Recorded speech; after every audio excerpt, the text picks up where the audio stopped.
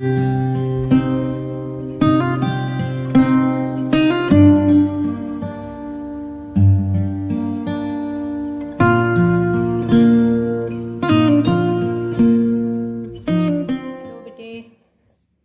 हम लोगों ने पिछले वीडियोस में फिडजेटी फिलिप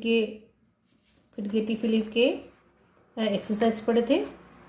आज हम लोग इसकी सेकंड एक्सरसाइज पर आ रहे हैं, मैच द फॉलोइंग पर। आप लोगों ने पुरानी वाली एक्सरसाइज अपनी कॉपी में नोट डाउन कर लिया होगा और शायद याद भी कर लिया होगा, और अगर नहीं किया होगा तो क्वेश्चन आंसर्स इसके याद कर लीजिए आप लोग। क्लियर? तो चलिए आज हम लोग आगे इसके एक्सरसाइज करेंगे। ये मेरा क्लास 4 का इंग्लिश का लेक्चर 3 होगा। क्लियर? तो मैं पढ़ रही हूँ, पहले आप लोग इसको भी देखेंगे क्या पढ़ रही हूँ मैं। Match the following to learn the meaning of this words as they are used in poem. Notice how the words have all been written in ABC order.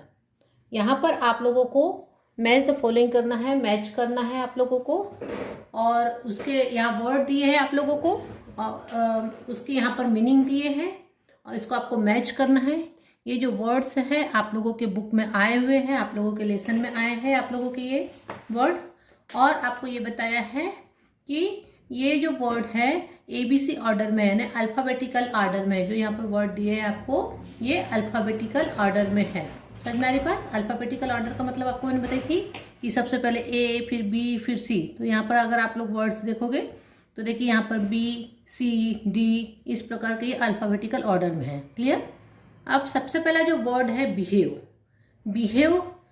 Second word है आपका क्रॉस, थर्ड वर्ड है आपका disgrace, fourth word है आपका freight, fifth word है आपका frown, फिर है giggle, grave, might, restless, to do और रीगल। आपको ये पोएम में गए हैं ये सब वर्ड्स, इस वर्ड्स के मीनिंग यहाँ पर दिए हैं, आपको मैच करना है। तो पहला वर्ड है आपका बिहेव का मतलब होता है आचरण। आपका आचरण अच्छा है या बुरा है, तो ये है the way people act properly or badly. इसका मीनिंग क्या होगा? The way people act properly or badly. Clear? यानी जी, पहले का क्या होगा आंसर? जी। मैं यहाँ लिख दे रही हूँ जी। दूसरा है क्रॉस का मतलब होता है कि आपने अपने लिमिट क्रॉस कर दिए तो वो गुस्सा हो रहा है, तो ये होता है उसका एंग्री। क्रॉस का मीनिंग क्या है? एंग्री या एनॉयड, गुस्सा होना। क्लियर? तो यहाँ पर इसकी जो है ये है आई। क्या है यहाँ पर? आई। थर्ड है डिसग्रेस। कौन सा शब्द है वो? डिसग्रेस का मीनिंग होता है a person who behaves in shameful manner. Disgrace का मतलब होता है शर्मिंदगी महसूस करना। डिसग्रेस का मतलब क्या होता है? शर्मिंदगी महसूस करना। तो a person who behaves in a shameful manners. Clear? तो यहाँ पर इसका डिसग्रेस का होगा ये के। ठीक है, ये आपका डिसग्रेस का मीनिंग हुआ। अगला शब्द है आपका फ्रेट का मतलब होता है गेट इरिटेट और एनॉयड, यानी किसी को गुस्सा दिलाना, किसी को इरिटेट करना, वो कहलाता है, शब्द क्या कहलाता है? फ्रेट। ये है फ्रेट का एक। क्लियर? अगला शब्द है फ्रॉन। कौन सा शब्द है ये?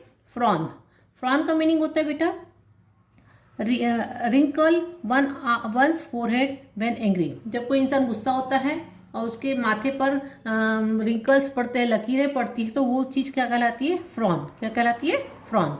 इसका आंसर है जे। कौन सा आंसर है? जे। अगला शब्द है गीगल का मैंने बताया था कि हंसना, सिली वे में हंसना, that is called giggle. Laugh in a silly way. ठीक है, गीगल का मतलब है लाफ इन अ सिली वे। अगला शब्द है ग्रेव। कौन सा शब्द है? ग्रेव का मतलब मैंने बताया था आपको गंभीर। इसका मीनिंग होता है आप लोगों का सीरियस, नॉट हैप्पी, गंभीर रूप से, है ना। तो ये इसका है ग्रेव का मतलब होता है। अगला शब्द है माइट। कौन सा शब्द है? माइट का मतलब होता है बेटा स्ट्रेंथ। माइट का मतलब क्या होता है? स्ट्रेंथ, अरे पूरी ताकत से। क्लियर? तो ये शब्द कहलाता है माइट।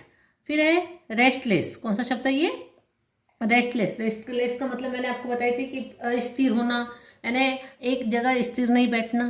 तो ये है always moving around, not able to sit still. Clear? इसको बोलते हैं रेस्टलेस। क्या बोलते हैं इसको? रेस्टलेस। क्लियर? इतना हो गया इसका। ये हो जाएगा आपका always moving around, not able to sit still. ये हो जाएगा आपका रेस्टलेस। ये 9 नंबर, सॉरी ये ई नंबर। कौन सा है ये? ई नंबर।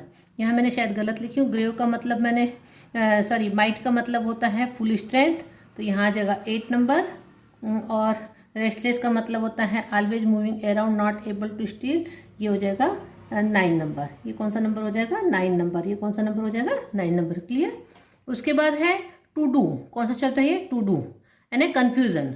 फर्स्ट या कन्फ्यूजन कि कन्फ्यूज है, क्या करना है मुझे, क्या नहीं करना है, तो उसको बोलते हैं टू डू। क्या बोलते हैं इसको? To do. और अगला शब्द है, लास्ट शब्द है रीगल। कौन सा शब्द है ये? रीगल। रीगल मीन्स होता है बेटा twist and turn one is body, यानी किसी को टर्न को मोड़ना या किसी बॉडी को रिगल करना। रिगल एंड गीगल शब्द आया है ना आपको, तो वही चीज है twist and turns one's body. ये क्या कहलाता है? रीगल। क्या कहलाता है बेटा? रीगल।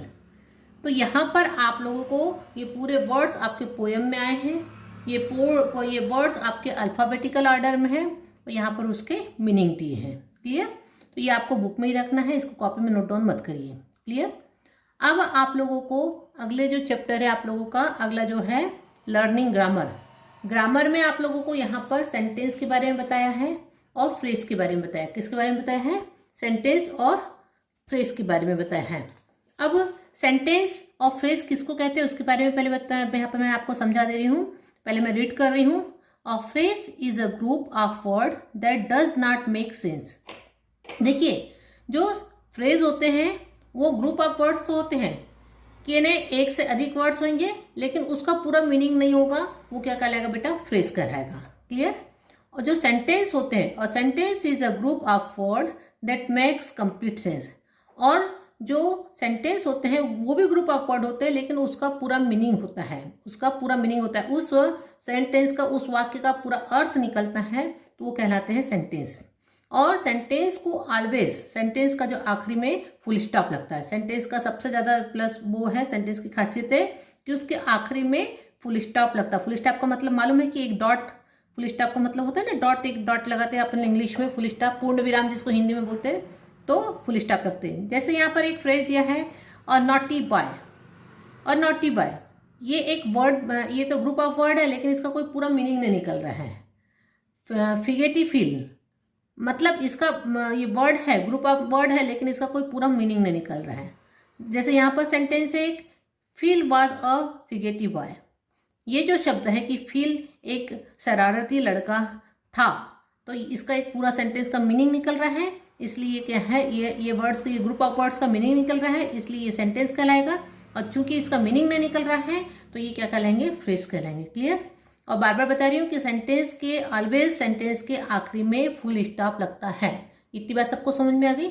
अब यहाँ पर इसी पर आधारित एक एक्सरसाइज दी है कि यहाँ पर आपको कुछ सेंटेंस दिए हैं, उस सेंटेंस में से आपको चूज करना है कि ये सेंटेंस है या ये फ्रेज है। समझ में आ रही? यहाँ पर ये जो एक्सरसाइज दी है आपको इसमें से चूज करना है कि ये सेंटेंस है कि फ्रेज है। क्लियर। चलिए मैं इसको रीड कर रही हूँ। पहला एक्सरसाइज है इसकी, read the following group of words, right S in front of each sentence and P in front of each phrase. यहाँ पर आपको यहाँ पर कुछ सेंटेंस दिए हैं, इसमें से आपको ये बताना है कि कौन सा सेंटेंस है और कौन सा फ्रेज है। जो सेंटेंस होगा उसके सामने एस लिखना है, जो फ्रेज होगा उसके सामने पी लिखना है। क्लियर। इतनी बात समझ में आ गई। लेकिन यहाँ तो आपको कुछ एक्सरसाइज दी है, लेकिन आपको हमेशा ये याद होना चाहिए कि फ्रेज किसको बोलते हैं, सेंटेंस किसको बोलते हैं। ऑलवेज याद रखिएगा कि सेंटेंस का पूरा मीनिंग निकलेगा, वो ग्रुप ऑफ वर्ड्स दोनों होते हैं लेकिन फ्रेज के मीनिंग नहीं निकलता और सेंटेंस का पूरा मीनिंग निकलता है, उस वाक्य का पूरा मीनिंग निकलता है, तो वो क्या कहलाता है? सेंटेंस कहलाता है। और सेंटेंस के लास्ट में क्या होता है बेटा? Full stop. क्या होता है? Full stop. क्लियर। अब पहला सेंटेंस पढ़ते हैं हम लोग। Philip can not sit still. Philip can not sit still, यहाँ पर फुल स्टॉप है, मतलब ये क्या होगा बेटा? सेंटेंस। अगला वर्ड है रीगल्स एंड गीगल्स। ये क्या है? यहाँ पर फुल स्टॉप है क्या? नहीं है। और इसका कोई मीनिंग निकल रहा है क्या? पूरा नहीं निकल रहा है, तो ये क्या होगा बेटा? फ्रेज। क्या होगा ये? फ्रेज। अगला है the dishes and glasses snapped in two. इसका मैंने बताई थी, मतलब कि जो इसके ग्लास थे, उसकी जो डिशेस थी वो क्या हो गई थी? दो भागों में टूट गई थी, तो इसका भी पूरा मीनिंग निकल रहा है, तो ये क्या होगा बेटा? सेंटेंस। क्लियर। अगला है क्लॉथ एंड ऑल। इसका कोई अपना मीनिंग नहीं है, वर्ड, ये ग्रुप ऑफ वर्ड्स है लेकिन इसका अपना कोई मीनिंग नहीं निकल रहा, तो ये क्या होगा? Phrase. Table all so bare, इसका भी अपना कोई मीनिंग नहीं निकल रहा है पूरा, तो ये होगा फ्रेज। और टेरिबल टू डू, ये भी क्या होगा बेटा, फ्रेज। यहाँ पर देखिए जो फ्रेज शब्द जिसको मैंने बताई हूँ वहाँ पर कहीं भी एंड में फुल स्टॉप नहीं है। जैसे ये फ्रेज है, यहाँ पर फुल स्टॉप नहीं है, ये फ्रेज है, यहाँ पर फुल स्टॉप नहीं है। तो ऑलवेज याद रखना, अगर यहाँ पर आप लोगों को कभी एक्सरसाइज दी गई कि choose the sentence or phrase, तो आपको ये पता होना चाहिए कि जो सेंटेंस होंगे उसके लास्ट में क्या होगा बेटा, फुल स्टॉप होगा। क्लियर, यहाँ तक सबको समझ में आ गया। चलिए अब जैसे आपने सेंटेंस पढ़ा, सेंटेंस को आपने बताया कि अ ग्रुप ऑफ वर्ड जिसका that makes complete sentence, complete sense, तो उसको क्या बोलते हैं, सेंटेंस। अब यहाँ पर सेंटेंस को भी 2-3 भागों में बांटा गया। यहाँ पर सेंटेंस 2-3 प्रकार के होते हैं, जैसे पॉजिटिव सेंटेंस, नेगेटिव सेंटेंस, ठीक है। और पॉजिटिव का मतलब जिसमें हाँ हो, और नेगेटिव का मतलब जिसमें ना हो। यानी जैसे मैं जाता हूँ, जैसे आई एम गोइंग, या मैं जा रहा हूँ, तो ये पॉजिटिव सेंटेंस होगा। और अगर मैं नहीं जा रहा हूँ, तो वो जैसे मैं नहीं जा रहा हूँ, तो ये निगेटिव सेंटेंस होगा। तो सेम उसी प्रकार से आपको यहाँ पर ये बताया है, use isn't or aren't. Isn't का मतलब वो यहाँ पर होता है इज नॉट, आरंट का मतलब होता है are not, to make the positive sentence in negative. आपको इज नॉट या आर नॉट लगा करके यहाँ पर क्या बनाना है, निगेटिव सेंटेंस बनाना है इस एक्सरसाइज में। एक्सरसाइज क्या बोल रही है पहले इसको समझ लीजिए आप लोग। क्वेश्चन बी वाला जो क्वेश्चन बोल रहा है, आपको यूज इज नॉट, इजंट पढ़ते इसको, आर एंड आर नॉट या आरंट पढ़ते इसको, to make the positive sentence negative. Is not या आर नॉट लगा करके आपको यहाँ पर निगेटिव सेंटेंस बनाने हैं। क्लियर, ये पहले समझ में आया। अब इज नॉट कहाँ लगता है, आर नॉट कहाँ लगता है, इसके पहले भी क्लास 3 में पढ़े होंगे। जहाँ सिंगुलर चीज यूज होती है, नाउन या प्रोनाउन सिंगुलर होते हैं, वहाँ पर इज नॉट लगता है। और जहाँ नाउन या प्रोनाउन आपके प्लूरल फॉर्म में होते हैं, तो वहाँ पर क्या होता है, वहाँ आर नॉट लगता है। क्या लगता है, वहाँ पर आर यूज होता है। समझ में आया, यहाँ तक सबको समझ में आ गया कि इज कहाँ यूज होता है और आर कहाँ यूज होता है। जहाँ नाउन या प्रोनाउन सिंगुलर इसमें होते हैं, तो उसमें इज लगता है। जहाँ नाउन या प्रोनाउन आर प्लूरल फॉर्म में होते हैं, तो वहाँ पर क्या लगता है बेटा, आर लगता है। अब आप लोगों को यहाँ पर पॉजिटिव सेंटेंस पढ़ने हैं और फिर उसके निगेटिव सेंटेंस बनाने हैं। क्लियर, पहला लिखा है, Sheela is fond of mathematics. Sheela is fond of mathematics. Fond का मतलब होता है लाइक करना। शीला मैथमेटिक्स को लाइक करती है, यानी मैथमेटिक्स को लाइक करती मतलब यानी शीला को मैथमेटिक्स अच्छा लगता है। अब इसका अगर हम हिंदी में अगर बनाएंगे तो क्या होगा, शीला को मैथमेटिक्स अच्छा नहीं लगता है। क्या वो लिखेंगे, तो इज की जगह क्या हो जाएगा, इजंट। क्या हो जाएगा, isn't. Sheela isn't fond of mathematics. समझ में आ गया। ये जो इज है, इस इज की जगह लगा देंगे इजंट या इज नॉट, जिसको पढ़ते हैं Sheela isn't fond of mathematics. और उसके बाद फुल स्टॉप लगाएंगे। ये फुल स्टॉप इसलिए लगाएंगे क्योंकि ये फ्रेज नहीं है, ये क्या है बेटा, सेंटेंस है। और कौन सा सेंटेंस है, निगेटिव। निगेटिव का मतलब नकारात्मक और पॉजिटिव का मतलब होता है सकारात्मक। यानी जिसमें हाँ हो तो उसको पॉजिटिव सेंटेंस बोलते हैं, और जिसमें ना हो तो उसको बोलते हैं बेटा निगेटिव सेंटेंस। यहाँ तक सबको क्लियर हुआ। अब सेकंड क्वेश्चन है आपका, वी आर इन क्लास 3। हम लोग क्लास 3 में हैं, है ना। अगर हमको बोलना है कि हाँ हम लोग क्लास 3 में नहीं है, तो क्या हो जाएगा, वी आरंट। आर की जगह क्या हो जाएगा बेटा, आरंट। आर की जगह क्या हो जाएगा, aren't. We aren't in class 3। फिर हम लोग इसको फुल स्टॉप लगा देंगे। क्लियर।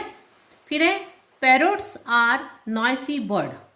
यहाँ पर आर है तो यहाँ क्या हो जाएगा, aren't, are not. Parrots are not noisy birds. Clear, क्योंकि यहाँ पर प्लूरल है इसलिए यहाँ पर क्या लगा है, आरंट। यहाँ पैरोट होता यानी एक सिंगल होता तो ईज हो जाता, तो फिर हम यहाँ पर ईज होता तो इसका नेगेटिव सेंटेंस इजंट हो जाता। क्योंकि यहाँ पैरोट्स है, प्लूरल फॉर्म में है, इसलिए यहाँ पर आर लगा है, तो इसका नेगेटिव सेंटेंस भी आर नॉट या आरंट हो जाएगा। क्लियर, इतने बात समझ में आया। फिर है, माई नेम इज जेकी, तो my name isn't Jackie. Clear. They are in my class, they aren't in my class, they aren't in my class. Clear, समझ में आया। मतलब यहाँ पर आपको पॉजिटिव सेंटेंस को निगेटिव सेंटेंस में चेंज करने कहा है।